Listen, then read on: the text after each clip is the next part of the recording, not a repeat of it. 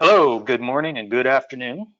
Thank you for joining us today and welcome to our webinar on managing IT security risks during COVID-19.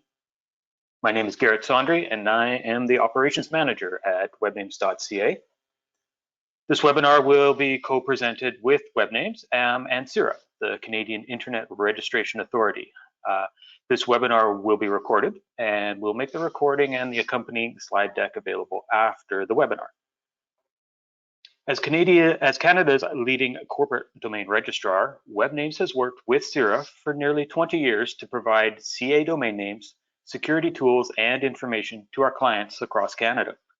We have a long relationship that stems back to the creation of the .ca domain by our co-founder, John Demko, way back in 1987, and its transition into CIRA's steady management in 2000, when CIRA took over the original registry established by John at UBC.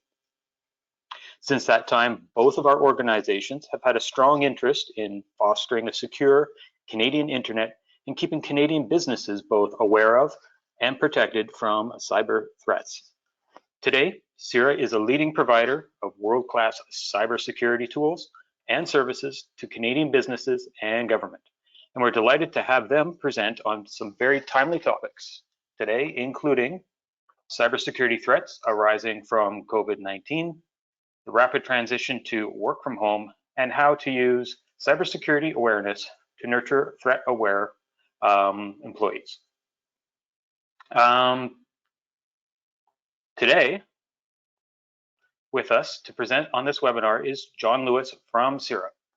John is a product marketer on the new products team at CIRA, who is responsible for bringing new products to market for the benefit of Canadians and the Canadian internet space. John brings a background in consumer and organizational behavior, which fits well with cybersecurity.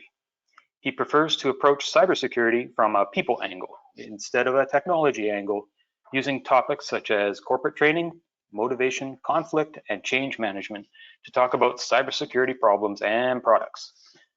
John, welcome. Thanks for joining us. Awesome. Thanks for inviting me. Yeah, it's great to have you here. Yeah, thank you. So I guess if you just want to punt over slide access to me, I'll get that. Yeah, absolutely. Awesome. I think that is sharing my screen now. Yep, there you go. Awesome. Going to presenter mode. Look at that. Technology working seamlessly. I love it.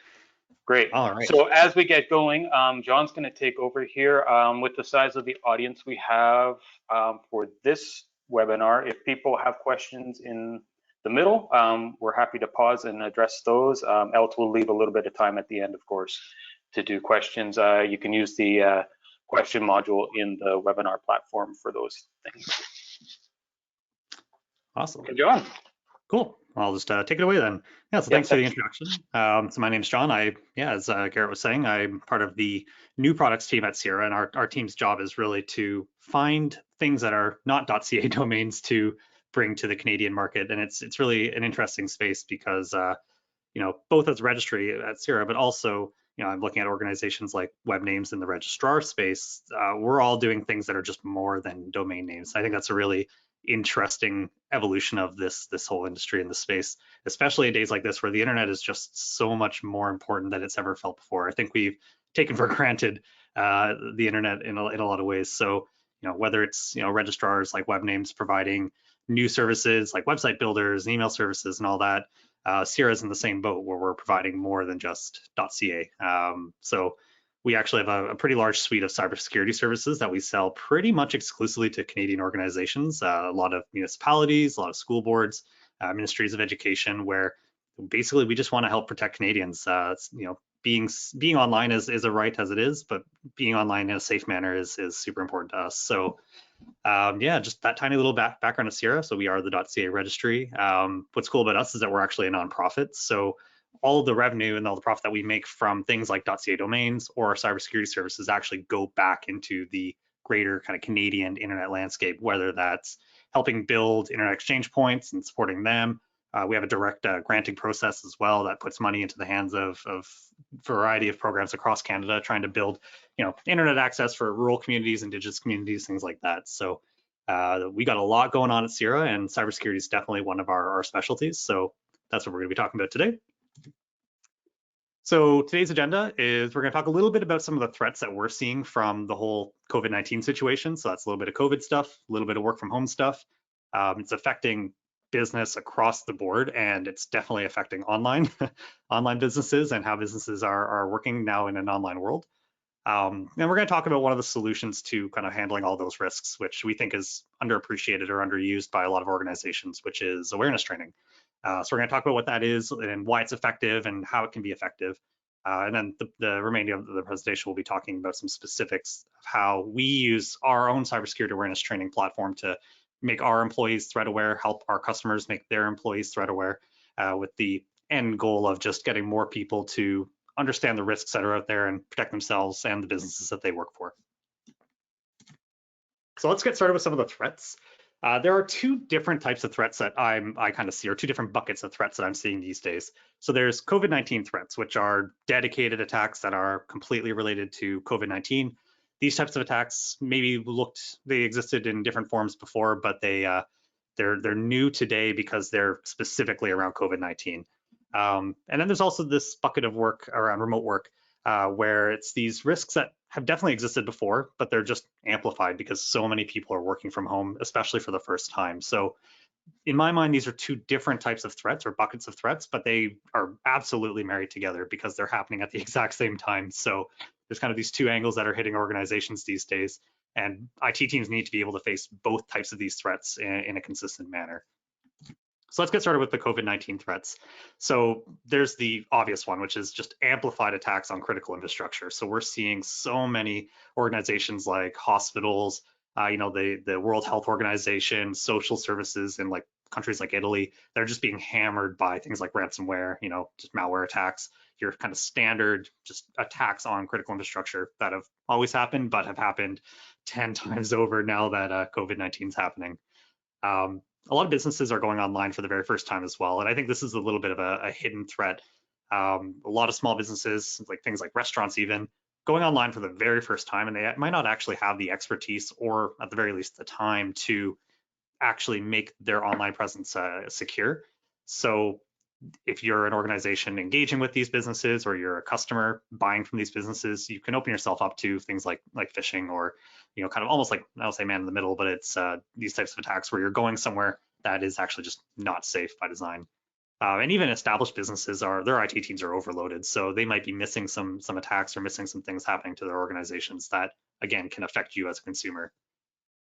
People are psychologically compromised or emotionally compromised right now, and this is extraordinarily understandable. This is a very difficult time for a lot of people for a variety of different reasons, and the nature of cyber attacks, especially social engineering attacks, leans on this idea of tricking people, really. And if you're anxious or depressed or scared, that compromises your ability to identify an attack or identify when something's wrong. So unfortunately, a lot of people are taking advantage of this situation to attack people in a moment where people are maybe not at their best, and that's definitely leading to a massive spike in phishing specifically.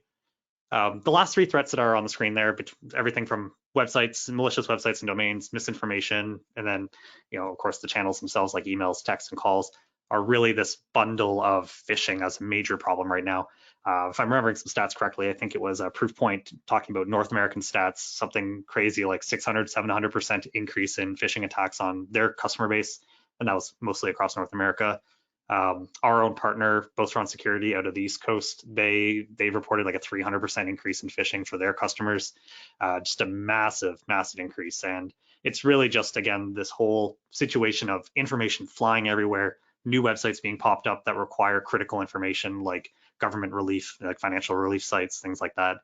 All these things kind of merge together to just have people getting hammered with phishing emails, phishing text messages, calls, in addition to the phishing attacks that they always see, like from the CRA and stuff like that. So I think these are a lot of like the cyber threats that I'm seeing specifically around COVID-19.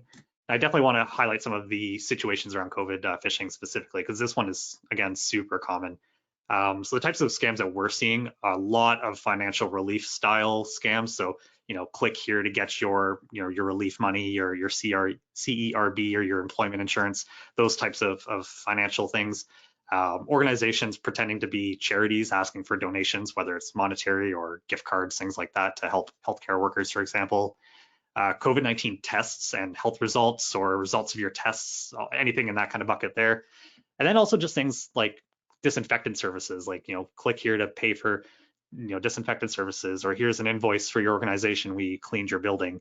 Here's we're a hydro company, we're going to shut your water off because of COVID. Like, these are very much real phishing attacks that we're seeing out there. So there's a couple screenshots on the screen. On the bottom, there's a text message example of how there's one of these financial relief style ones. And then on the right-hand one is a more traditional sextortion email pretending that they've got, inappropriate photos from your webcam or something like that. But now they're spinning it with, if you don't comply, I will contaminate your family with coronavirus. Like, these very horrific styles of phishing attacks are just really amping up these days. So the other bucket of threats that we're seeing are these work from home threats that are, again, this is not around COVID necessarily. These types of threats were existing long before today, and these will continue to exist for the rest of time, so long as organizations do remote work. But we're really seeing it amplified because so many organizations are working from home for the very first time. So things like, how do you consistently communicate to a distributed workforce when maybe before you just walked over to people's desks? How do you get people to comply with new policies like a BYOD policy or an acceptable use policy that, or personal device policy, for example? How do you handle new process changes, especially digital processes? So before, you may have approved a financial transaction by walking over to your finance team or your CEO, but now you got to do it online, and now you got to email them, for example. How do you handle those process changes, which are historically ripe for kind of fraud? How do you introduce new tools like Zoom, Dropbox? How do you handle shadow IT in that sense as well? So how do you roll out these tools and get people to use these tools safely when they're, again, in a distributed workforce? And finally, there's just so many other risks that people have when they're working from home that even if you did have an awareness program to begin with, you might not have focused on because they didn't really matter back then. So, for example, have you educated people on how to use personal networks that are maybe not as secure as your office network? How do you educate on things like personal devices or shared devices or shared spaces where you might have confidential information? These are types of risks that maybe don't exist when everyone's using corporate devices in a corporate setting, but as soon as people are at home using their own things, they're just risks that no longer you maybe not have educated on. So how do you educate those? So kind of combining all these things together, these are the three big challenges that I see that IT teams need to solve. And I say challenges, these are also opportunities, I think, for IT teams to really level up and lead in a time like this. But so the three challenges that I see are, how do you prevent social engineering and these people-based attacks that have really 10 times in volume over the last several weeks? So how do you prevent those? So number two, how do you provide protection to your employees without, maybe you don't have as much control or any control over the technology that they're using? And finally, how do you inform people about new ways of working safely, whether that's through policies or following new processes, things like that? So I just see one quick question here, but I can't actually open the questions tab for some reason. It's minimized for me and I can't open it up. So so Garrett or Karthik, I don't know if you want to read out that question that I see there, but oh, hi there. I've got two questions, but they came in prior and I did answer them. They were just general questions, but awesome. I'll interrupt you again if there's another one. Awesome. Sounds good. Okay, great. So that kind of covered the challenges that we're seeing. So we're seeing a lot of COVID-related challenges. We're seeing a lot of work from home challenges.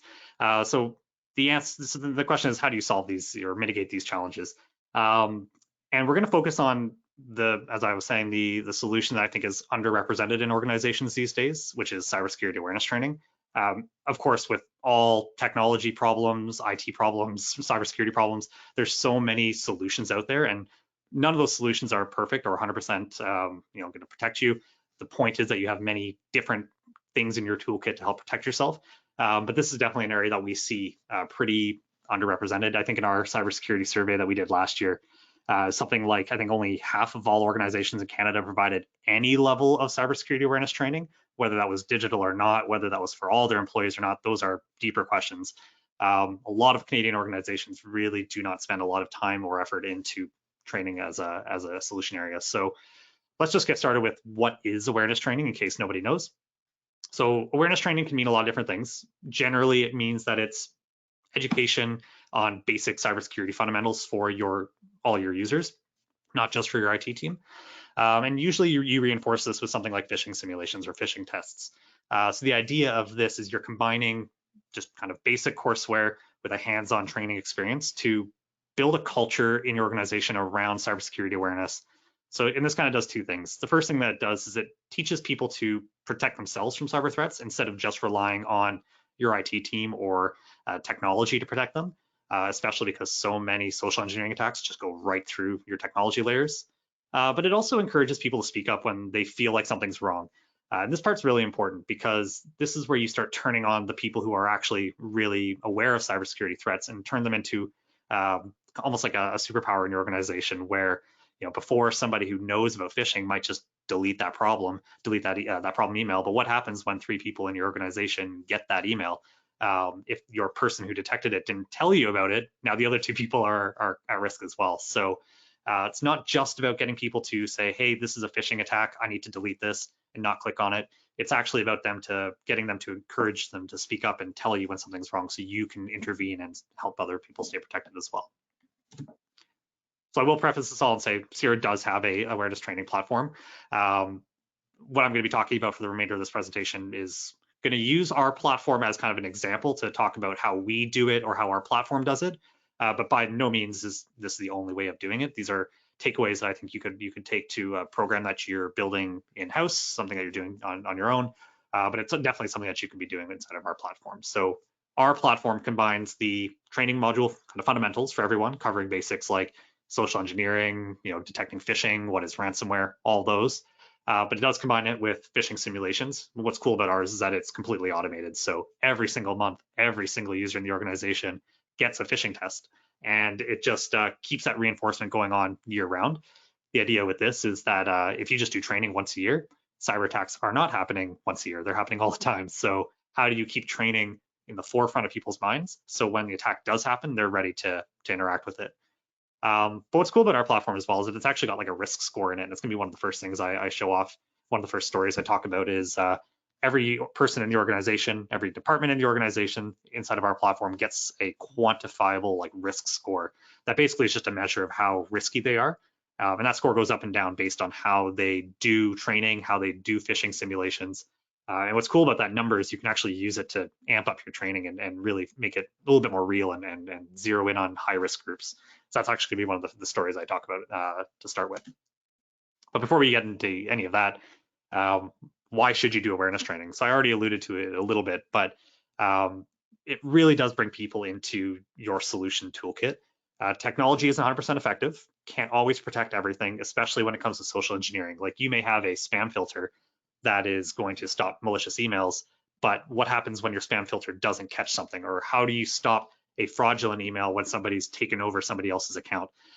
That's where social engineering comes into play. That's where training can come in as a solution. So again, it's not just to say that technology is useless or people are useless. It's really bringing them both together into your toolkit together. Phishing tests give people a hands-on experience, so it's not just abstract courseware. It's a real thing that they're going to see inside their real inbox.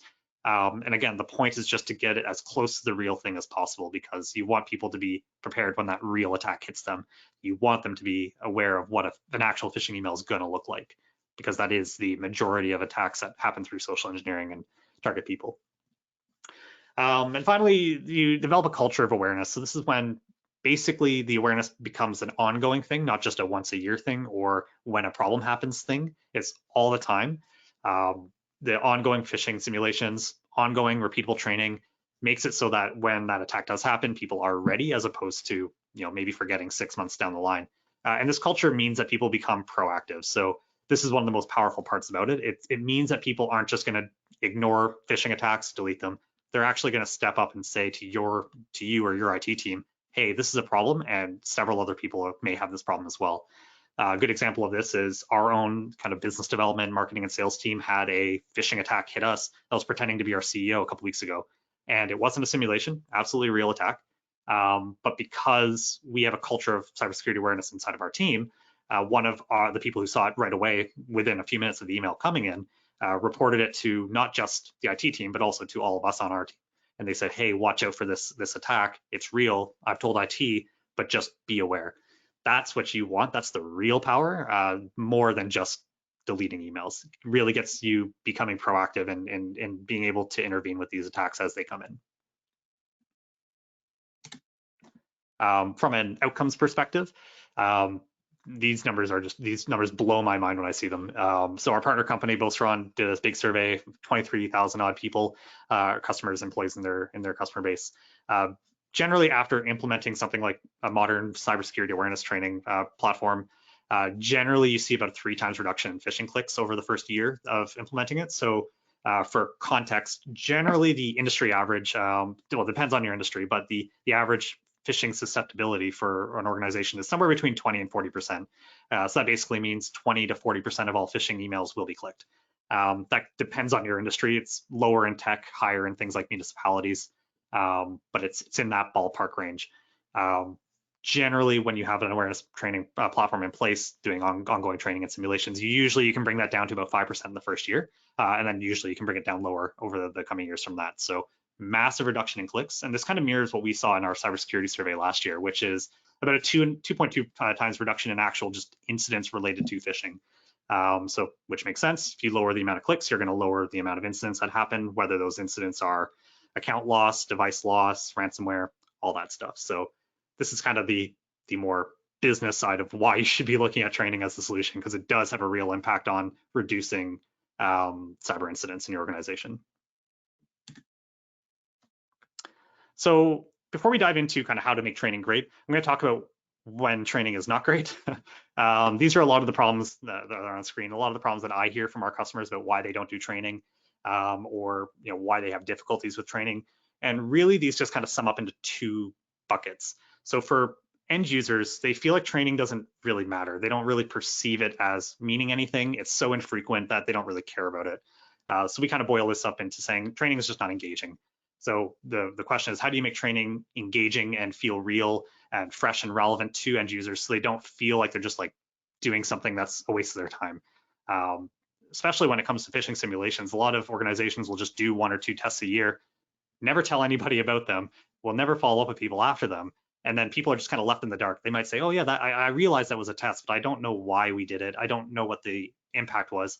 People definitely want to know about these things. So the summary of all these challenges is that people feel they don't feel engaged with the program. So how do you bring that engagement into the picture? On the administration side, a lot of organizations feel that training is just a pain in the butt to do. It's very time consuming. The tools that they have to use are fragmented. IT people are not necessarily skilled in something like developing and delivering training. It's usually not in their wheelhouse. So they're spending a lot of time making training courses or pulling free courses online, and they need to find a way to kind of patch it all together with a phishing tool and an LMS or an internal wiki. And it's just a pain in the butt. It takes too much time. So how do you make training that is not only effective and engaging, which sounds like a time-consuming thing? So how do you do that without wasting all of your time so you can actually focus on other things? So the last part of this presentation I'm going to talk about is the stories around how we make training effective, or how we believe awareness training can be effective. So the 3 ways that we think about this are: how do you make your training feel real and relevant to your users and your organization? How do you make training not just some cookie cutter, American thing that I stole from LinkedIn? How do I make my training actually relevant to my organization and customized for my specific organization? And finally, how do I connect training to broader cybersecurity initiatives, more than just phishing attacks? How do I go bigger? How do I go better? How do I get more strategic with my time and my efforts? So these are kind of the 3 things that I think are the major outcomes from a more modern cloud-based, digital awareness training program. I'm going to talk about these 3 things in the context of our platform just to give some visualization. But again, these are, I would say, agnostic from our platform. These are the things that you should be thinking about regardless. So yeah, let's just dive into those. So the first thing is going to be how to make training feel real and relevant. And the big thing here is how do you get people to actually see what's going on? So this screenshot that you see on the screen here is actually the personal dashboard that every single person in our organization gets. I will say that this is my demo account. I feel like I need to preface this every time I do one of these webinars, because I actually have a very low risk score, and I'm proud of that. This is my demo risk score, which is really high. So I just want to put that out there because I need to feel good about my awareness training progress internally. But this is the score that every single person gets in our organization. So you get this number that goes up and down based on how well you're doing on your training, how many phishing attacks that you've reported or simulations that you failed to succeed on, you clicked on them. Basically, it just goes up and down on that, and you get to see that history over time. And what's cool about that is it turns training from this fuzzy abstract thing, which is sitting and watching a presentation for 20 minutes, into something real. There's a real score here. And this can actually turn into a bit of a game as well. Like I sit beside my one colleague and him and I compete to get the lowest score in the organization. In our context, low is good because low means low risk. Because I think I currently have the lowest score at CIRA, and my colleague beside me is like third or fourth. So we're always going toe to toe on that to see if who can beat the other person basically every single month. So what's cool about the dashboard is that it's just a full picture of what's going on. You see every bit of what do I need to do next? What's my history of training? What's my history of simulations? There's no leaving people in the dark here. It is fully transparent, and that transparency really amps up engagement. It means that people are going to care a little bit more when the training is actually coming through, because it's not just some fuzzy abstract thing. And just kind of highlighting, again, there's a lot of history and kind of next steps that are on the dashboard as well, that again, just show this is why your score is at this level. Your score is at this level because you clicked on this phishing simulation a month ago, or your score is hurt right now because you haven't done your mandatory training, things like that. What's cool about that score is that it's not just for people, it's also for every single department and for your organization at large. And what's cool about getting a quantifiable look at your people in your departments is that you can actually start focusing your efforts and seeing where the problems are. Like, you don't have to waste your time training as much a group of people who are really cyber aware. You should actually spend your time on a group that's maybe super risky or failing a lot of simulations. So that's kind of what this quantifiable part gets you as an IT team. But it's also just really cool to see that history as well. And I think I've got some slides coming up about what that history can mean in the context of work from home. So yeah, some of the ways that we use risk scores or this kind of measurement approach to training is you can turn training into a game. You can create leaderboards, rewards. So we do an internal newsletter where every quarter we share what those top 10 scores are. And I think they get raffled in for like a free lunch or something as well. So just create some incentives for people to care about that score and how you can use that score to kind of connect it to a little bit more fun than just training. You can monitor that change over time, both as an individual, but also as a team. So you can see how these scores go up and down. So for example, we went to completely work from home, I think 6 or 7 weeks ago. Has our score or has my score changed over time? Like as an IT team, you can look at that and say, oh, our company is actually getting more and more risky because we've all moved to work from home. How can I use that score to help make decisions and intervene and lower the risk of my organization? Then, as I was saying earlier, you can focus on high risk groups. So you can say, oh, the finance team has a score of 900, which is really bad, but the marketing team has a score of 500, which is really good. I now know where to focus my time and my efforts, so I don't basically waste my time on people who are already good. The next part I'm going to talk about is how to make training customizable. I'm going to kind of skip over this screen, but this screen is basically what's kind of core or turnkey in our platform. We've got a very basic curriculum that's pre-built in our platform. The point of that's just to save time. Our belief is that an IT team should be spending their time on more strategic training or more custom training and not worrying about the basics. So we worry about the basics for your organization. But the cool part about this is we actually send a kind of an attitude survey. That's the one part I'll call about this. We actually send surveys to every single user when they onboard for the very first time. And I'll talk about what that survey data does a little bit further in the webinar.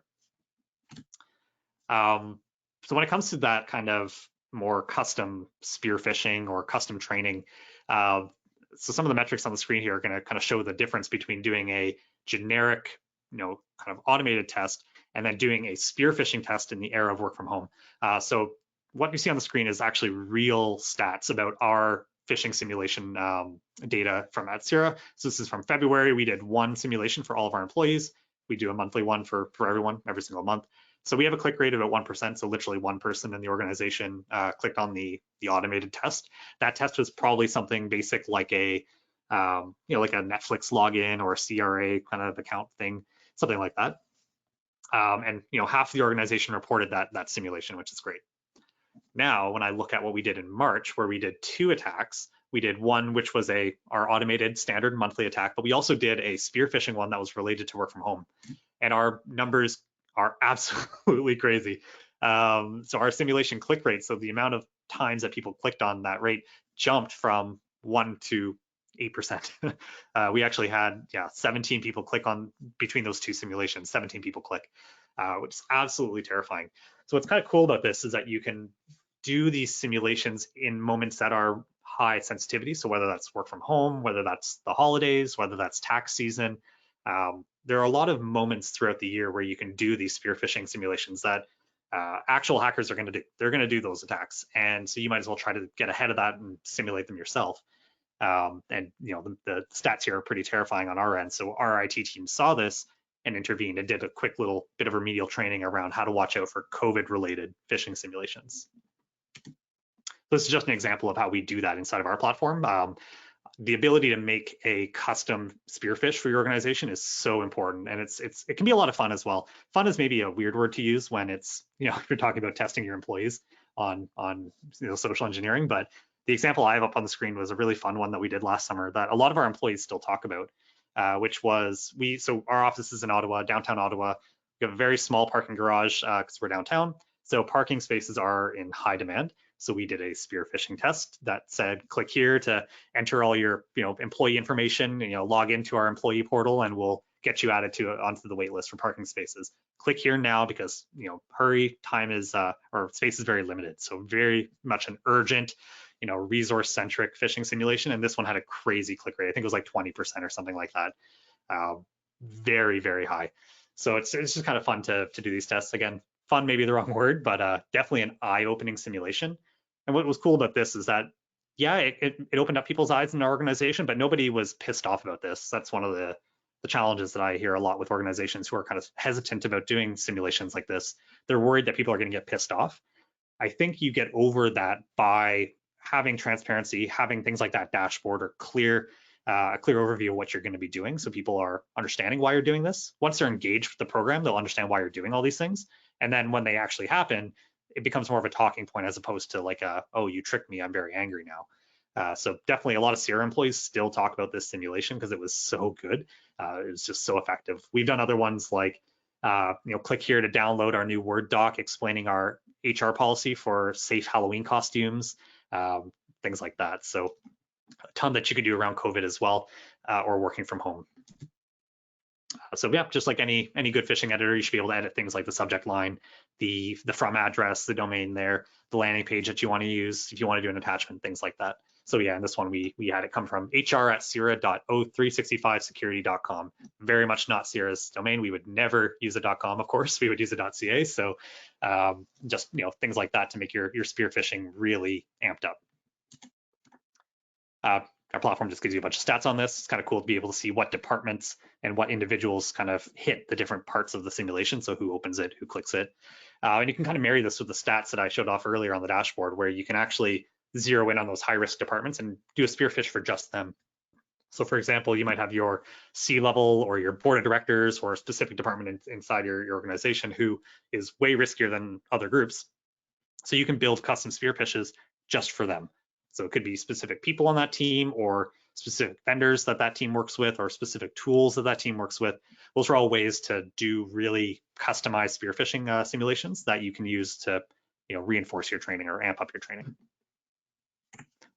Kind of getting ahead of myself here, there's a ton of different templates you can make. So whether it's new policies, new processes, things like that. So for example, we're seeing a lot of our customers around work from home do spear phishes around, for example, Zoom or new work from home policies. So click here to download the Word document that has our new work from home policy, things like that. So a lot of things that you can do here, especially around things that are high risk as they are, like Zoom, for example. On the idea of customizing your program for your organization, you can also do custom training inside of our platform. But a training platform doesn't have to just be about phishing education. It can be about anything related to IT and cybersecurity. And I think it's important that you do that because, again, all those things work together to protect people and the organization at large. So you shouldn't just focus on phishing education or social engineering education. So for example, at CIRA, we actually used our own platform to talk about our ISO certification process. So every person in the organization got a course on ISO and what it means, and there's a little quiz at the end. So it's not only compliance for our IT team to make sure we all read it, it's just a great way to consistently deliver training to everybody in the organization at once. So for example, you could use something like a custom training course to assign training on a new VPN that you've implemented, or a new process that you've implemented, like how to do a financial transaction safely. You can create those courses inside of a platform and dish them out to everybody. So the final thing I'm going to talk about, which I'm starting to allude to here, is how do you go from just phishing education to phishing testing to talking about cybersecurity at larger initiatives, educating on policies and on culture and on tools and all of those things that work together to lower risks in the organization beyond just phishing. I think this is really the real nugget of leadership that I think IT teams have right now. So that's why I said earlier, there's a lot of challenges with work from home and COVID, but there's also a lot of opportunities. And I think IT teams are relied on so hard right now when it comes to new tools and implementing new processes and helping organizations pivot to online work. It's an absolutely important role that IT is playing, and a program of awareness training and a platform to support that can actually really help you do that easily and consistently. So remember how earlier on I said that our platform dishes out surveys, attitude surveys for all users onboarding. So what's really cool about this is that you basically get a litmus test of how people's attitudes and perceptions around cybersecurity are right at the beginning, and you can use that to tweak and tailor your training. So for example, awareness of how to handle email attachments safely is a low risk in our organization, where it's like just to give it a low score of 3. However, attitude towards password reuse is a high risk at an arbitrary score of 55 out of 100. So it's kind of cool to be able to see like how your organization it's unique in its attitudes and its culture, and these are the ways to dive into understanding what that is. So for example, why would you waste time training on email attachments in your phishing simulations when that's not really the problem? The problem is things like password reuse, securing your personal devices, security around social media. Those are the risks inside the organization. So that's where your efforts should be. And so here's just some stats kind of, again, from our partner, Bostron, talking about some of those cultural attitudes. I think these are just some really interesting nuggets to take away because they probably match your organization. So they took a sample size of 23,000 odd people. So do you use the same password on more than one online service? And 25% said yes, like they just basically use the same password everywhere. Another 20% yes, but only on a few sites. Another 25% yes, but only for their personal, they don't reuse their work password. So like we're literally talking about like 70% of all people reusing passwords inside of Canada. Like that's crazy to me. So you'd be able to get a little litmus test in your organization to see, is this a problem as well? Odds are it probably is. Another one here is reporting security concerns. So do people report security incidents to their IT teams? And 8% people don't know. They don't know how to do this. 7% don't at all. So that's a big red flag. Like what happens when at 15% of Canadians in this sample size just doesn't know how to report a problem and they finally get a problem, right? Pretty scary. So I think it's really interesting in our platform that you can get that data and then start acting on it. And the cool thing about this is solving these risks is not just a training or a phishing problem. These are things that can take a variety of tactics, I guess, to mitigate them. So for example, if you realize that password reuse is a problem, you could assign a safe password course inside of the platform. You could do a credential phishing test to your employees. You could implement a password policy. You can implement a process to force change passwords every 3 months. You can introduce a password manager for your entire organization. There's 5 ways to solve this problem. But it's just a nice tool inside of our platform that helps prioritize what you should actually be doing instead of doing something like an email filter that's going to mitigate the attachment problem because it's actually not a problem. Another example of going bigger than just testing is actually integrating policies to your training itself. So whether that's, in our platform, you can just add policies like PDF policies directly and assign them, or make little playbooks that connect a policy to a course. But you can even just add policies to your courses to begin with. So if you have a course on safe devices, you could have you can append your policy and explain your policy in that course on what does it mean to use your device safely in the context of your organization. So that kind of summarizes how I think you can make training effective. So just to recap those, so how do you make to make training effective, your training should feel real and relevant to your users. So we do that through kind of a quantifiable score, but pretty much anything that makes your training feel more engaging than a once-a-year pizza lunch is gonna move the needle on that engagement level. And you should care about engagement because it means that people will actually retain that training material, and they're actually gonna care about it and know it when an attack actually happens. Your training should be customized to your organization. You're not going to find a perfect training solution by just grabbing, courses off of like LinkedIn Learning or something that are maybe not relevant to your organization. You need to amp up your training to make it relevant to you, whether that's your industry or your organization or the partners that you work with, the culture of your organization. There's so many ways that you can tailor your training to make it relevant for you. And that helps reinforce the whole real engaging part from number one here. And finally, training should be connected to bigger things than just phishing. Phishing is a big problem, but training is more engaging when it's connected to bigger things like culture and implementing new tools and policies, the whole picture of what cybersecurity means in your organization and what culture means in your organization. It's more than just here's how to detect phishing and report it. It's how does the whole picture work together to reduce risk in our organization. So that kind of covers the majority of what I wanted to talk about today. So I'm going to take a pause because I talk really, really fast, and I'll see if Garrett wants to punt over any questions that anybody's asked during the presentation before I dive into some of the freebies I want to give away at the end of this. Hey, John. Yeah, thanks for that. We did have a few questions come up, but they got answered along the way. But hang on, there's somebody in the chat here. Let's see.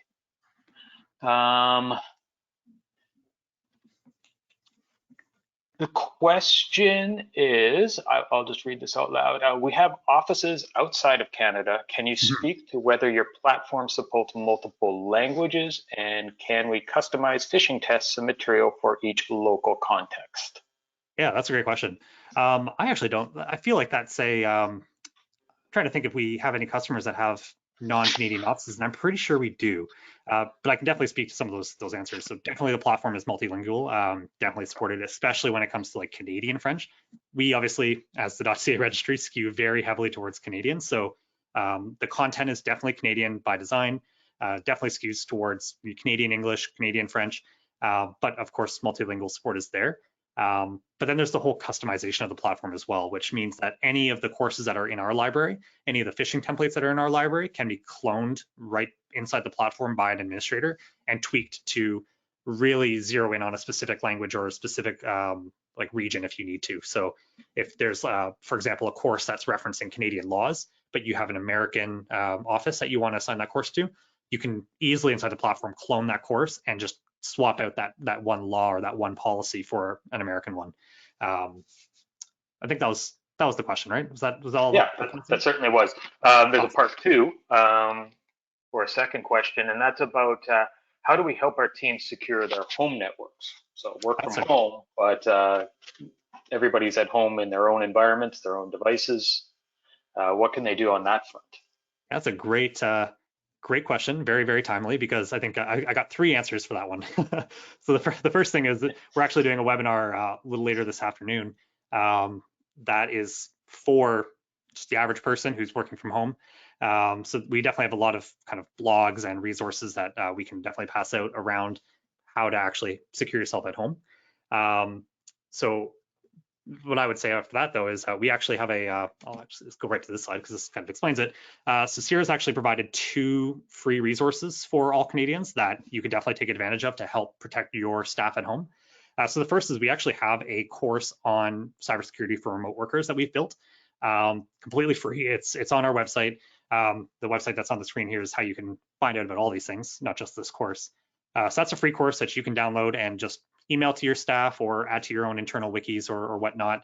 That's a resource that's definitely available for you. That's what our webinars pretty much can be on this afternoon. We're going to be talking about a lot of those hands-on activities. So maybe register for that one and get that recording and pass that along as well. But we'll also be doing versions of that on our site. I know we've done a couple blogs with Webnames that are on there as well, talking about some of those best practices. So that's the one thing, free course. The other thing we actually just launched this today publicly to all of Canada. We actually just launched a DNS service called Canadian Shield.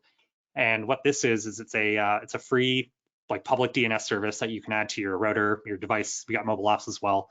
So you basically just point your router's IP, for example, to ours, and that actually just adds a free layer of malware and phishing protection by default. So there's one flavor of it's just DNS privacy. One layer of it is malware and phishing protection. So if you try to access a bad site, we stop you. And then the final version is that malware protection plus porn blocking. So if you're in a household that you want to block porn on, it's a very easy way to stop that. So I think that's kind of the two things I would offer in that situation is definitely send your staff this free course that we've launched, and then learn more about Canadian Shield, and then share that with your staff as well. It's a very easy, free way just to turn something on, never worry about it again, and just get an invisible layer of protection at home for your home network. Mm-hmm. Absolutely, that's great. I would add to all of that for that any organization that can accommodate it. Having your staff at home connecting via VPN is always a great idea as well. That addresses a number of holes in security that can happen.